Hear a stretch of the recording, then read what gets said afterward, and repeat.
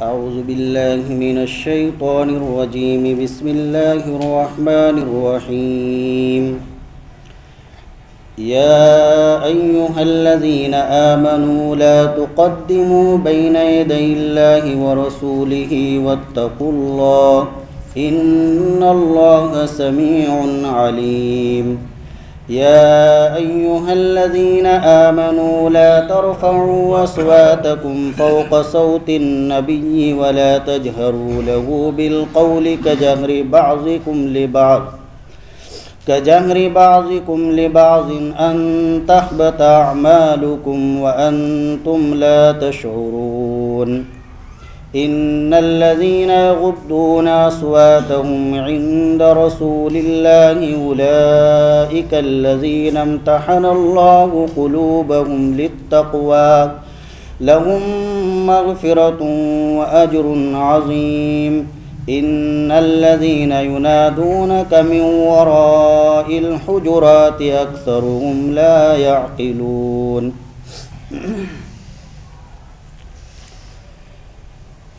یہ صورت ہے سورہ حجرات. اس صورت شریفہ میں 2 رکوع ہیں اور 18 آیتیں ہیں، اور اس صورت کے اندر جو مضامین بیان کیے گئے ہیں ان کا تعلق انسان کی اپنی اصلاح سے ہے اور آداب معاشرت سے ہے کہ آدمی کیسے زندگی گزارے.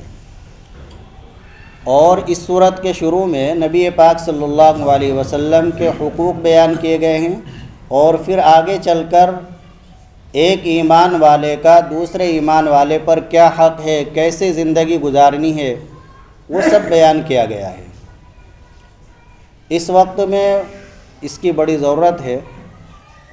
آج ہم اپنے دینی بھائیوں کے حقوق سے بالکل غافل ہیں، ایک دوسرے کا حق بالکل نہیں ادا کرتے، حالانکہ شریعت کے اندر اس کی بڑی اہمیت ہے.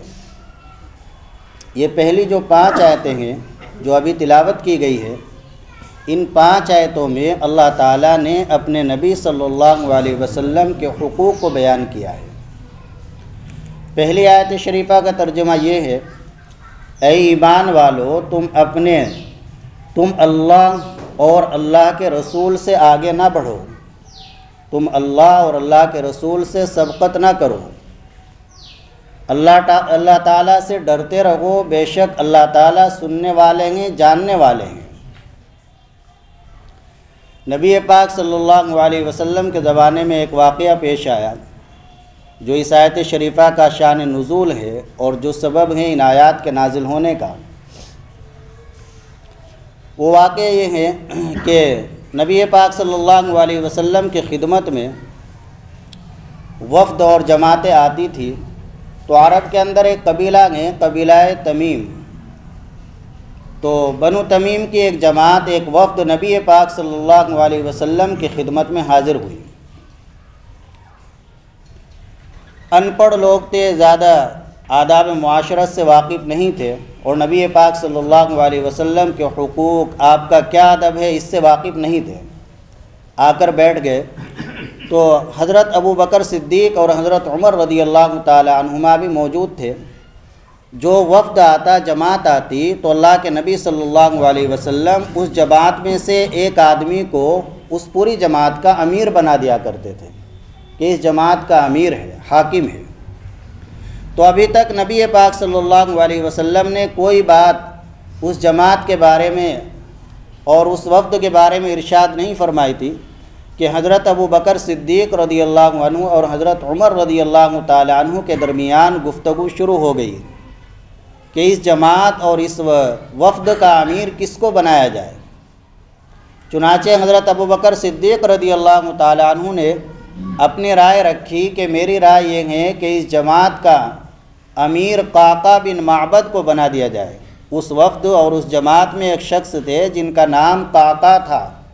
تو حضرت ابو بکر صدیق رضی اللہ تعالیٰ عنہ کی رائے یہ ہوئی کہ قعقاع بن معبد کو امیر بنایا جائے. حضرت عمر فاروق رضی اللہ تعالیٰ عنہ کی رائے ہوئی کہ اقرا بن حابس کو امیر بنایا جائے. تو دونوں کی رائے میں اختلاف ہو گیا، اور یہی ہر ایک اپنی رائے کی دلیل اور اپنی رائے بیان کرتا رہا تو یہاں تک کہ دونوں کی آوازیں کچھ بلند ہونے لگی، آواز کچھ بلند ہونے لگی، شور سا ہونے لگا۔ حالانکہ ابھی تک اللہ کے نبی صلی اللہ علیہ وسلم نے کوئی اشارہ نہیں فرمایا تھا، آپ نے نہ تو مشورہ طلب فرمایا، نہ کوئی رائے کا طلب فرمائی، اور نہ ہی نبی پاک صلی اللہ علیہ وسلم نے کسی کے بارے میں امیر اور حاکم ہونے کا فیصلہ فرمایا۔ تو اللہ کی طرف سے یہ آیت شریفہ نازل ہوئی اور فرمایا یا ایھا الذین آمنوا لا تقدموا بین یدی اللہ ورسولہ، اے ایمان والو اللہ اور اللہ کے رسول سے آگے نہ بڑھو، یعنی جب تک اللہ کی طرف سے کوئی فیصلہ نہ ہو جائے اور رسول اللہ صلی اللہ علیہ وسلم کوئی بات ارشاد نہ فرما دے، آپ جب تک آپ تمہارے سے رائے طلب نہ کرے تو اس وقت تک خود کسی قول اور عمل میں اللہ اور اللہ کے رسول سے سبقت مت کرو، اللہ اور اللہ کے رسول سے پہلے نہ کوئی کام کرو نہ کوئی بات کہو۔ واتقوا اللہ، اور اللہ تعالیٰ سے ڈرتے رہو، اپنے دلوں کے اندر تقوی پیدا کرو، اللہ سے ڈرو، بے شک کہ اللہ تعالیٰ تمہاری باتوں کو بھی سننے والے ہیں اور جو تمہارے دلوں کے اندر ہے وہ بھی اللہ جاننے والے ہیں۔ اللہ تعالیٰ سننے والے بھی ہیں، سب کچھ سننے والے ہیں اور اللہ جاننے والے بھی ہیں۔ اور آگے فرمایا یا ایھا الذین آمنوا لا ترفعوا اصواتکم فوق صوت النبی، ایمان والو اپنی آوازوں کو پیغمبر کی آواز سے بلند نہ کرو، ولا تجہروا لہ بالقول کجہر بعضکم، اور نبی سے ایسے کھل کر بات نہ کرو جیسے آپس میں ایک دوسرے سے کھل کر بات کرتے ہو، ان تحبط اعمالکم وانتم لا تشعرون، کبھی تمہارے اعمال برباد ہو جائے اور تمہیں پتہ بھی نہ چلے۔ اس آیت شریفہ میں اللہ کے نبی صلی اللہ علیہ وسلم کی مجلس کا ایک ادب یہ بیان کیا گیا کہ جب نبی پاک صلی اللہ علیہ وسلم تمہارے سامنے تشریف فرما ہو، موجود ہو، تو اس وقت تم اتنی بلند آواز سے بات نہ کرو کہ جو اللہ کے نبی کی آواز سے بلند ہو جائے، زور سے نہ بولو، شور و شغب نہ کرو، چونکہ حضرت ابو بکر صدیق اور حضرت عمر فاروق رضی اللہ تعالیٰ عنہ کی آواز ذرا کچھ بلند ہونے لگی تھی، تو اس پر اللہ تعالیٰ نے فرمایا کہ ایمان والو اپنے پیغمبر کی آواز سے اپنی آوازوں کو بلند نہ کرو، یہ تنبیہ فرمائی۔ چنانچہ علماء نے لکھا ہے، کتابوں کے اندر ہے کہ جب یہ آیات نازل ہو گئی تو حضرات صحابہ رضی اللہ تعالیٰ عنہم کے قلوب پر ان کا بہت اثر ہوا۔ آج ہم میں اور صحابہ میں یہی فرق ہے، یہی باتیں حضرات صحابہ سنتے تھے، یہی سب باتیں ہم پڑھتے ہیں، سنتے ہیں، لیکن ہمارے دلوں پر، ہمارے ذہن پر کوئی اثر نہیں ہوتا اور ان کے دل و دماغ پر فوراً اثر ہوتا تھا۔ جیسے ہی حضرات صحابہ رضی اللہ تعالیٰ عنہ کے کانوں میں یہ آیت شریفہ پڑھی تو اس قدر اثر ہوا کہ حضرت ابو بکر صدیق رضی اللہ تعالیٰ عنہ نے قسم کھا لی، قسم کھا کر فرمایا کہ اللہ کے نبی صلی اللہ علیہ وسلم آج کے بعد میں آپ سے اس طرح بات کروں گا جیسے انسان سرگوشی کرتا ہے، کان میں کچھ بات کرتا ہے، اتنی پست آواز سے بولا کروں گا۔ آج کے بعد میں کبھی زور سے نہیں بولوں گا، آپ کے سامنے بات کروں گا تو ایسے بات کروں گا جیسے انسان سرگوشی کرتا ہے، کان میں کوئی بات کہتا ہے۔ اور حضرت عمر فاروق رضی اللہ تعالیٰ عنہ نے بھی اپنی آواز کو اتنا پست کر لیا کہ اتنی پست آواز سے نبی پاک صلی اللہ علیہ وسلم سے بات فرماتے کہ کبھی آپ صلی اللہ علیہ وسلم کو دوبارہ معلوم کرنا پڑتا تھا کہ کیا کہا ہے۔ یہ حضرات صحابہ کا عمل تھا۔ اور ایک صحابی ہیں ثابت بن قیس رضی اللہ عنہ، جو فطری طور پر بہت بلند آواز والے تھے، تو انہوں نے بھی بتکلف اپنی آواز کو پست کیا اور بہت روئے۔ جب یہ آیات ان کے کانوں میں پڑی اور ان تک پہنچی تو بہت روئے کہ میری آواز بہت بلند تھی، میں بلند آواز سے بولا، اور پھر اپنی آواز کو پست کر لیا بالکل۔ تو یہ حضرات صحابہ رضی اللہ عنہم کا عمل تھا۔ علماء نے لکھا ہے کہ اس وقت ہمارے درمیان نبی پاک صلی اللہ علیہ وسلم تو موجود نہیں، لیکن علماء جو ہیں وہ بھی انبیاء کے وارث ہیں، علماء بھی انبیاء کے وارث ہیں، لہذا ان آیات کے اندر جو نبی کے آداب بتلائے گئے ہیں تو وہی سب آداب اور وہی سب رعایتیں ہمیں علماء کے سامنے رکھنی چاہیے۔ جن علماء سے ہمارا تعلق ہے، جو ہمارے مرشد ہے، رہنما ہیں، پیشوا ہیں، تو ان سے ہم آگے نہ بڑھیں۔ اگر ان کے ساتھ چل رہے ہیں تو ان سے آگے نہ چلیں۔ نبی پاک صلی اللہ علیہ وسلم نے ایک مرتبہ دیکھا کہ ایک صحابی ہیں حضرت ابو الدرداء رضی اللہ عنہ، وہ حضرت ابو بکر صدیق رضی اللہ عنہ سے آگے چل رہے تھے، تو نبی پاک صلی اللہ علیہ وسلم نے ان کو تنبیہ فرمائی کہ کیا تم اس سے آگے چلتے ہو جو تمہارے سے بہتر ہے؟ تو علماء نے لکھا ہے کہ اس سے یہ ادب معلوم ہوا کہ آدمی اپنے استاد، اپنے مرشد، اپنے پیر اور اپنے بڑے سے آگے نہ چلے۔ بادب با نصیب، بے ادب بے نصیب۔ انسان کو جو کچھ ملتا ہے ادب سے ہی ملتا ہے۔ تو اس وقت ہمارے درمیان نبی موجود نہیں، لیکن ایک تو علماء کی تعظیم کی جائے، علماء کے سامنے یہ معاملہ اور یہ آداب، ان آداب کی رعایت رکھی جائے۔ اور دوسری چیز یہ لکھی ہے علماء نے کہ نبی پاک صلی اللہ علیہ وسلم اپنے قبر مبارک کے اندر زندہ ہیں۔ انسان کو جب نبی پاک صلی اللہ علیہ وسلم کے روزہ اطہر پر حاضری کی سعادت نصیب ہو، اللہ تعالی ہر امتی کو وہاں کی حاضری مقبول، حاضری بار بار نصیب فرمائے، تو روزہ اقدس پر پہنچ کر بھی سلام و کلام زور سے نہ کرے، آہستہ کرے، وہاں بھی بلند آواز سے نہ بولے۔ لیکن آج افسوس ہے کہ اس قدر غفلت ہمارے اوپر پڑی ہوئی ہے کہ ہم روزہ اقدس کے سامنے کھڑے ہوئے ہیں، موبائل ہاتھ میں ہیں، باتیں چل رہی ہیں۔ اسی وجہ سے تو ہمارے اوپر یہ سب حالات آ رہے ہیں، پریشانیاں آ رہی ہیں۔ ادب اتنا لکھا ہے علماء نے کہ وہاں سلام کرنا ہے، لیکن سلام بھی زور سے نہ کرے، پست آواز میں نیچی نگاہ ہو، چونکہ نبی پاک صلی اللہ علیہ وسلم اپنی قبر مبارک کے اندر زندہ ہیں۔ جو آدمی وہاں جا کر سلام پڑھتا ہے تو اس کو نبی پاک صلی اللہ علیہ وسلم بنفس نفیس خود سنتے ہیں۔ یہاں سے جو درود بھیجتا ہے وہ فرشتے کے ذریعے آپ صلی اللہ علیہ وسلم کے پاس پہنچتا ہے، تو وہاں بھی صلاۃ و سلام زور سے نہ پڑھے۔ اور دوسری بات علماء نے لکھی ہے کہ جس مجلس کے اندر نبی پاک صلی اللہ علیہ وسلم کی باتیں ہو رہی ہوں، آپ کا کلام پڑھا جا رہا ہو، آپ کا کلام سنایا جا رہا ہو، تو وہ مجلس بھی ایسی ہی ہے کہ جیسے نبی پاک صلی اللہ علیہ وسلم وہاں موجود ہو، لہذا وہاں پر بھی ادب احترام رکھے اور کوئی شور و شغب نہ کرے، ورنہ یہ ایسا ہی ہوگا جیسے نبی پاک صلی اللہ علیہ وسلم کی بے ادبی کی ہو۔ نبی پاک صلی اللہ علیہ وسلم کی کلام کی بے ادبی کرنا ایسا ہی ہے جیسے کسی نے اللہ کے نبی کی شان میں گستاخی کر دی ہو اور اللہ کے نبی کے سامنے بے ادبی کی ہو۔ اور اس کا انجام اللہ تعالیٰ یہ بیان کر رہے ہیں کہ جو آدمی اللہ کے نبی کی شان میں بے ادبی کرتا ہے تو اللہ تعالیٰ اس کے اعمال کو ضائع اور برباد کر دیتے ہیں اور اسے پتہ بھی نہیں چلتا۔ انسان کوئی اور گناہ کر لے، کتنا بھی بڑا گناہ کر لے، لیکن اس سے جو اس کے اعمال ہے، دوسری نیکیاں کر رکھی ہے، وہ برباد نہیں ہوتی۔ لیکن اللہ کے نبی کی شان میں بے ادبی کرنا، اللہ کے نبی کو اذیت پہنچانا، یہ اتنا سنگین گناہ ہے کہ اس کی وجہ سے جو پچھلے اعمال کر رکھے ہیں، نیکیاں کر رکھی ہیں، وہ بھی برباد ہو جاتی ہے، وہ بھی سب ضائع ہو جاتی ہے۔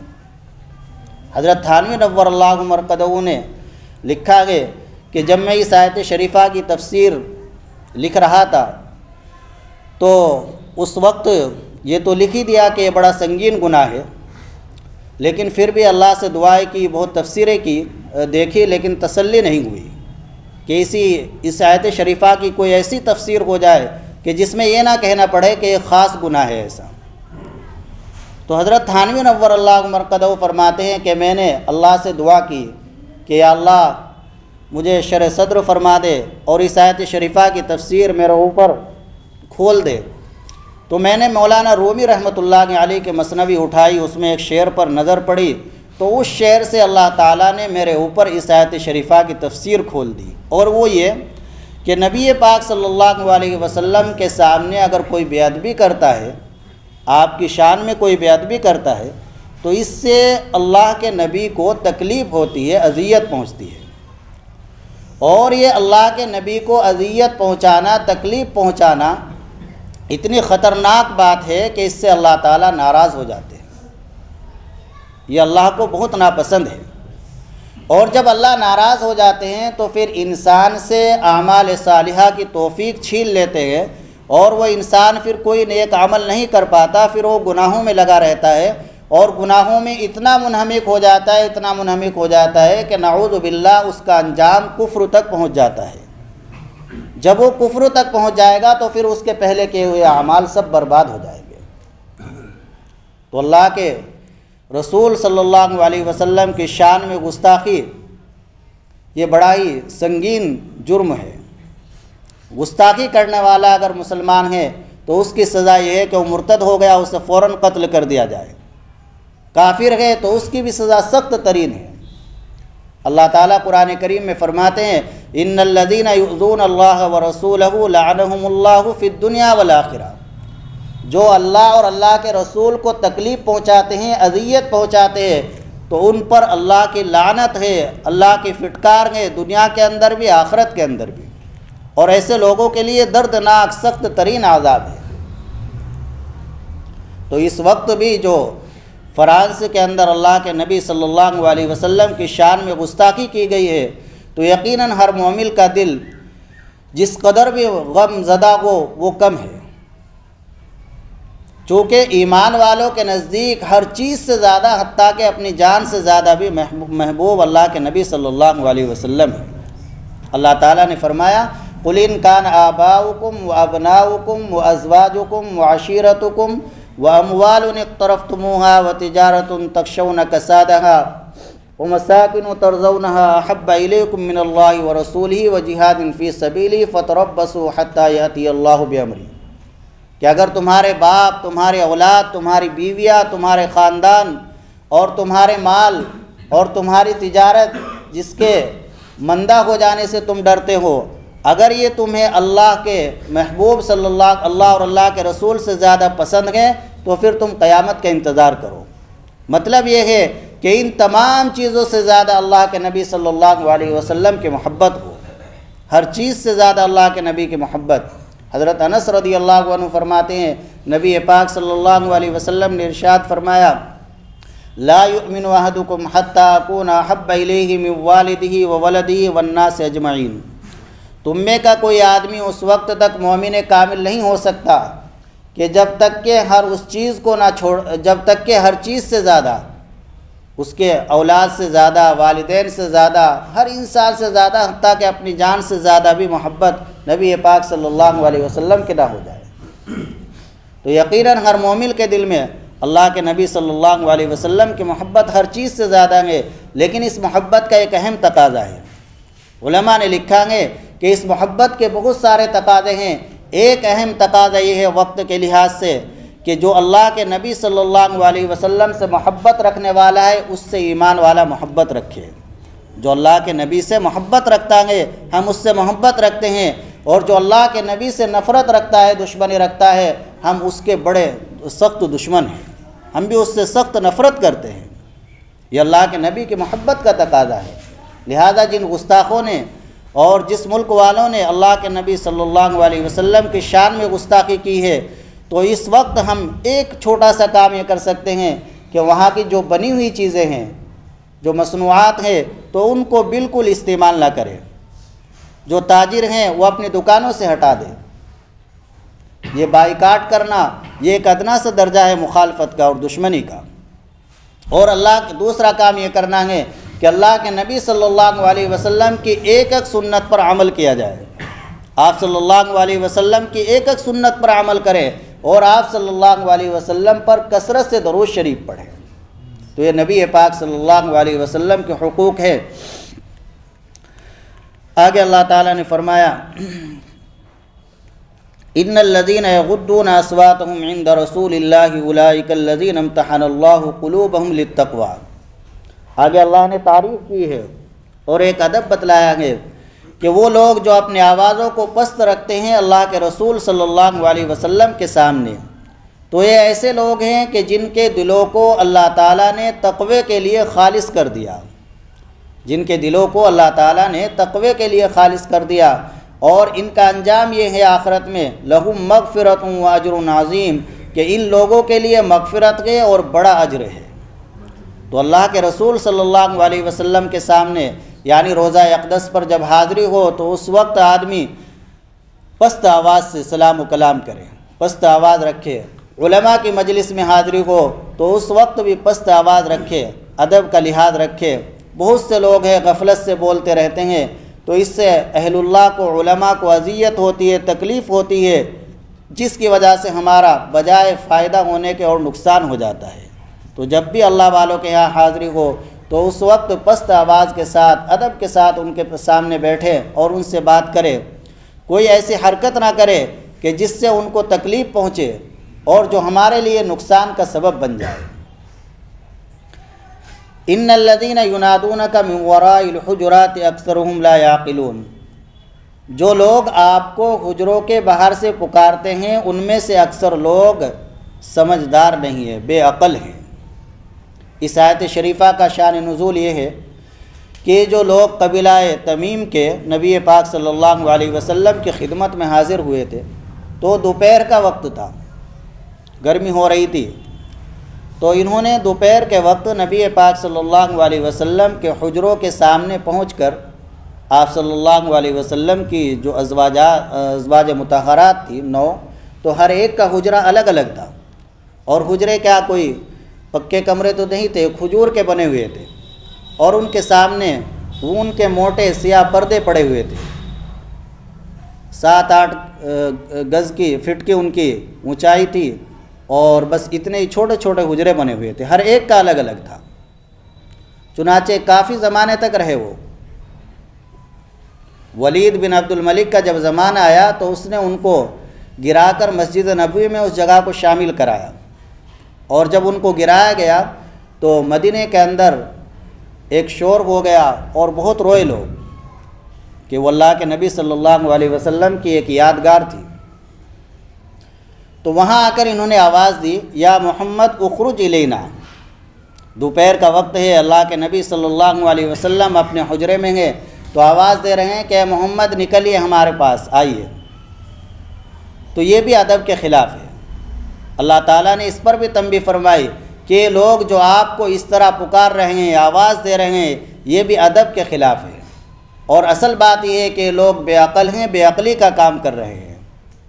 چنانچہ ادب یہی تھا کہ لوگ وہاں جا کر بیٹھ جاتے، جب نبی پاک صلی اللہ علیہ وسلم خود تشریف لاتے اور ان کی طرف متوجہ ہوتے تو اس وقت یہ اللہ کے نبی صلی اللہ علیہ وسلم سے ملاقات کرتے اور آپ کے سامنے اپنی بات رکھتے۔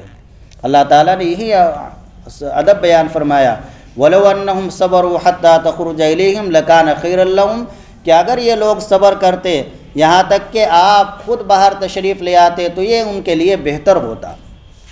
واللہ غفور الرحیم، لیکن ایک غلطی ہو گئی، قصور ہو گیا، تو اللہ تعالیٰ سے معافی مانگ لے، توبہ کر لے، اللہ تعالیٰ معاف فرمانے والے ہیں اور اللہ تعالیٰ بڑے رحم والے ہیں۔ علماء نے لکھا ہے اس آیت شریفہ کی تفسیر میں بھی کہ جب آدمی کسی عالم کے یہاں جائے تو اگر وہ عالم صاحب اپنے کمرے میں ہیں تو ان کے باہر نکلنے کا انتظار کرے، دستک نہ دے، آواز نہ دے، اور یہ ڈرتا رہے کہ کہیں میری ذات سے ان کو کوئی تکلیف نہ پہنچ جائے جو میرے اعمال کے ضائع ہونے کا سبب بن جائے، بجائے فائدے کے نقصان کا سبب بنے۔ حضرت عبداللہ ابن عباس رضی اللہ تعالی عنہما جو نبی پاک صلی اللہ علیہ وسلم کے چچا زاد بھائی ہیں اور حضرات صحابہ رضی اللہ عنہم میں قرآن کریم کے سب سے بڑے مفسر ہیں، حضرت عبداللہ ابن عباس رضی اللہ عنہما، تو فرماتے ہیں، اپنا حال خود بیان فرماتے ہیں کہ جب مجھے معلوم ہوتا کہ کسی صحابی کے پاس کوئی حدیث ہے تو میں ان عالم صحابی کے گھر پر حاضر ہو جاتا اور جا کر ان کے دروازے کے سامنے بیٹھ جاتا، نہ کوئی آواز دیتا نہ کوئی دستک دیتا، یہاں تک کہ وہ خود باہر تشریف لے آتے اور مجھے دیکھ کر فرماتے کہ اے رسول اللہ صلی اللہ علیہ وسلم کے چچا زاد بھائی، آپ نے دستک کیوں نہیں دے لی؟ میں عرض کرتا کہ میں اس کو ادب کے خلاف سمجھتا ہوں۔ خود تشریف لے آتے تو پھر میری طرف متوجہ ہوتے، پھر میں ان سے حدیث معلوم کرتا تھا، ایسے ایک دوسرے صحابی حضرت ابو عبیدہ رضی اللہ عنہ، وہ بھی فرماتے ہیں کہ میں بھی جب کسی عالم کے دروازے پر پہنچا تو کبھی میں نے دستک نہیں دی، وہاں دروازے پر جا کر بیٹھ گیا، جب وہ خود باہر تشریف لائے پھر ان کے سامنے اپنا مسئلہ رکھا۔ تو اصل یہی ہے کہ انسان کی زندگی کے اندر جتنا ادب آئے گا تو اتنا ہی انسان چمکتا چلا جائے گا، اور اگر انسان کی زندگی میں بے ادبی ہوگی تو پھر اس کے کیے ہوئے تمام اعمال ضائع ہو جائیں گے۔ تو اللہ کے نبی صلی اللہ علیہ وسلم کے جو امت پر حقوق ہے تو ان میں سے ایک حق یہ بھی ہے کہ ہم اللہ کے نبی صلی اللہ علیہ وسلم کے کلام کا بھی ادب کریں۔ آپ کی شان میں کوئی بے ادبی نہ ہم سے ہو پائے، اور اگر کوئی اور بھی آپ کی شان میں گستاخی کر رہا ہے تو ہم اس سے سخت ترین نفرت کریں۔ اللہ تعالی شانو ہمارے اس عمل کو قبول فرمائے اور ہمیں عمل کی توفیق عطا فرمائے۔ یہ سلسلہ شروع ہو گیا، انشاءاللہ آپ پابندی سے اس میں جڑیں کہ ہفتے میں ایک دن اگر 20-25 منٹ آدھا گھنٹہ اللہ کے لیے نکال لیں تو انشاءاللہ بڑا فائدہ ہوگا۔ قرآن و حدیث کا سننا، ایک آیت شریفہ آدمی سن لے، ایک آیت شریفہ کا ترجمہ، تو یہ دنیا معافی دنیا سے بہتر ہے۔ قرآن شریف کی ایک آیت کا سیکھ لینا، اس کا ترجمہ معلوم کر لینا، یہ بہت سی نفلیں پڑھنے سے بھی افضل ہے۔ بعض روایت میں 100 نفلیں پڑھنے سے افضل ہے، بعض میں 200 روایتوں سے، بعض روایت میں کہ 1000 نفلیں پڑھنے سے افضل ہے۔ تو لہٰذا اس میں پابندی سے جڑنا چاہیے اور حضرات کو بھی اس کی اطلاع کرنی چاہیے۔ ہمارے ذریعے سے کسی کو معلوم ہوگا، ان کے کان کے اندر کوئی بات پڑ گئی، وہ اس پر عمل کریں گے، تو جب تک عمل کرتے رہیں گے تو ہمیں بھی ثواب ملتا رہے گا۔ اللہ تعالی شان و عمل کی توفیق عطا فرمائے۔ اللہم لک الحمد کما انت اہلہ فصل علی محمد کما انت اہلہ وافعل بنا ما انت اہلہ فانک اہل التقوی واہل المغفرہ۔ یا رب لک الحمد کما ينبغی لجلال وجہک ولعظیم سلطانک۔ لا الہ الا اللہ الحلیم الکریم، سبحان اللہ رب العرش العظیم، الحمد للہ رب العالمین۔ نسألک موجبات رحمتک وعزائم مغفرتک والغنیمۃ من کل بر والسلامۃ من کل اثم۔ لا تدع لنا ذنبا الا غفرته ولا هما الا فرجته ولا حاجة هي لك رضا الا قضيتها یا ارحم الراحمین۔ یا اللہ ہم گناہ گار ہیں، خطا وار ہیں، مولا کریم ہم اپنے تمام گناہوں سے توبہ کرتے ہیں۔ یا اللہ ہمارے تمام گناہوں کو معاف فرما دیجیے۔ یا اللہ اس وقت تک کے تمام گناہوں سے توبہ کرتے ہیں۔ یا اللہ ہمارے گناہوں پر معافی کا قلم پھیر دیجیے۔ آئندہ ہمیں گناہوں سے بچنے کی توفیق عطا فرما، گناہوں سے نفرت پیدا فرما۔ یا اللہ ہمارے اس مختصر سے عمل کو اپنی بارگاہ میں قبول فرما لیجیے، اس کو ہماری اصلاح کا ذریعہ بنا دیجیے، ہماری نجات کا ذریعہ بنا دیجیے۔ یا اللہ قرآن و حدیث کے ہمیں صحیح فہم نصیب فرما، صحیح سمجھ نصیب فرما۔ قرآن و حدیث کی خدمت کے لیے اللہ ہماری زندگیوں کو قبول فرما لیجیے، ہماری نسلوں کو قبول فرما لیجیے۔ یا اللہ نبی پاک صلی اللہ علیہ وسلم کے جو امت پر حقوق ہے، یا اللہ انہیں پہچان کر ان کو ادا کرنے کی توفیق عطا فرما۔ یا اللہ بے ادبی سے حفاظت فرما، یا اللہ بادب زندگی ہمیں نصیب فرما۔ یا اللہ جن کمینوں نے تیرے نبی کی شان میں گستاخی کی ہے، مولا کریم انہیں عبرت ناک سزا عطا فرما۔ یا اللہ انہیں عبرت ناک سزا دے دیجیے۔ یا اللہ ایسی سزا دے دیجیے جو دوسروں کے لیے بھی جو اسلام کی دشمنی رکھتے ہیں، مسلمانوں سے دشمنی رکھتے ہیں، یا اللہ ان کے لیے بھی وہ عبرت بنے اور ان کے لیے بھی سبق بنے۔ یا اللہ تو نے پہلے بھی گستاخوں کو سزا دی ہے، یا اللہ کتوں کو ان کا جسم کھلا دیا ہے، یا اللہ تو آج بھی اس پر قادر ہے۔ مولا کریم جنہوں نے تیرے نبی کی شان میں گستاخی کی ہے، یا اللہ انہیں عبرتناک سزا دے دیجیے۔ یا اللہ انہیں عبرتناک سزا دے دیجیے۔ یا اللہ ان کا انجام برے سے برا فرما۔ یا اللہ ان کا انجام برا سے برا فرما۔ یا اللہ امت کے اندر اتفاق و اتحاد پیدا فرما، امت کو سنتوں پر عمل کرنے کی توفیق عطا فرما، اپنے پیارے نبی صلی اللہ علیہ وسلم کے ایک ایک قول پر یا اللہ عمل کرنے کی توفیق عطا فرما، ایک ایک فعل کا یا اللہ اتباع کرنے کی توفیق عطا فرما۔ یا اللہ حاضرین کو اپنی شان بہترین بدلہ عنایت فرما، تمام مسلمانوں کی اللہ پوری حفاظت فرما، جان کی، مال کی، عزت آبرو کی حفاظت فرما۔ الہی ہم سے مانگنا نہیں آتا لیکن آپ کو دینا آتا ہے۔ یا اللہ یقیناً ہم مانگنا نہیں جانتے ہیں لیکن آپ دینا جانتے ہیں۔ یا اللہ جو بھی ہمارے لیے دنیا و آخرت کے لحاظ سے خیر ہو سب عطا فرما، جو ہمارے لیے شر ہے اس سے حفاظت فرما۔ یا اللہ ہماری دعا کو اپنے فضل و کرم سے اور حضرت نبی کریم صلی اللہ علیہ وسلم کی برکت سے قبول فرما۔ ربنا تقبل منا انک انت السمیع العلیم وتب علینا انک انت التواب الرحیم۔ صلی اللہ تعالی علیہ